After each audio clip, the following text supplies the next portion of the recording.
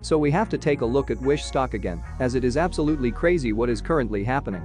Since the last time we covered the stock a few days ago, we are up almost 35% again, which basically is 4 times the yearly return of the entire stock market. So what we are going to do today is give you an updated insight into what is happening to the stock and break down exactly whether it is still a buy at the end. And as the analysis in the video is absolutely crucial to consider before buying the stock, make sure to stay tuned. But before we jump right in, just hit that subscribe button down below. And as we'll keep you updated on breaking news and awesome trading opportunities every single day, subscribing would not only help us, but also you. So there is really no excuse for not smashing the subscribe button, it's free, and you can always unsubscribe if you feel so. Alright, let's start talking about the stock. So it's pretty obvious that Context Logic, which is the company that owns Wish, is an absolutely insane one.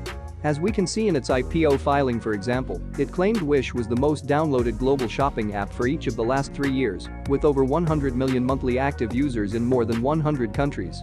And as mentioned before, the company also differentiates itself from other e-commerce marketplaces, with its emphasis on personalized visual browsing instead of traditional searches. This works with the help of machine learning and is pretty much trained to sell you the things you actually want to buy, which maximizes profits. But Wish stock hasn't been having that much of a good time since its IPO in late 2020. In fact, right after going public in December, the price of the stock about 16% below its initial offering. Its value was only able to climb over its $25 IPO price once for a brief few days in January, fueled by the pump of GameStop and other early meme stocks. And this was mainly due to a lot of criticism the stock received. Many, and this is crucial to consider for our prediction at the end of the video, see the retailer as an inferior imitation of Amazon. Some went so far as to directly compare the experience of shopping on both platforms and came to the conclusion that Wish fails to capture the same experience and quality as Amazon. For these reasons, many traditional investors and hedge funds were betting on the company to fail just 6 months out of its public offering. Over 20% of the Wish float is short. And exactly for these reasons, retail investors, however, have decided to put effort into pumping the stock up, if only to squeeze those shorts out of their positions. The result? Wish stock is an overnight sensation on the Wall Street Bets platform. Mentions of the stock on the message board have increased by over 4,000% in just 24 hours, while users are showing their hubris with massive investments in the stock.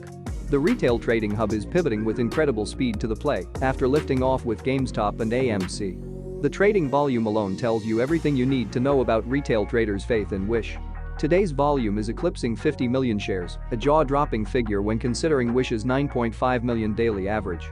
As mentioned before, the stock is now up 180% since its low, trading hands currently at $13.81. This is a massive increase from since we last talked about it literally not even a week ago. But before we can come to the prediction at the end, we quickly have to talk about another very important aspect to consider: insider selling. In the last 12 months, the biggest single sale by an insider was when CAO Brett just sold 196K worth of shares at a price of about $20 per share. As said in the last video, we generally don't like to see insider selling, but the lower the sale price, the more it generally concerns investors. So it may not shed much light on insider confidence at current levels. But with the massive hype from retail traders in mind, it shouldn't really matter that much. Wish's cheap price at 1.7 times this year's sales and revenue rising 10% to $1.9 billion in 2019, then growing 34% to $2.5 billion in 2020, are also justifying current jumps in price. So whether you should buy strongly depends on whether Wall Street Bets and retail investors continue to put the stock into the spotlight and buy it into new highs. But it's currently looking pretty good as the frenzy is still going on.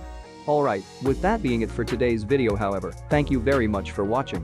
If you liked this video and want to support our mission of providing free financial information to everyone here on YouTube, please ensure you're subscribed and definitely consider leaving a like. As mentioned before, it really means the world to us. Thanks a lot and see you next time.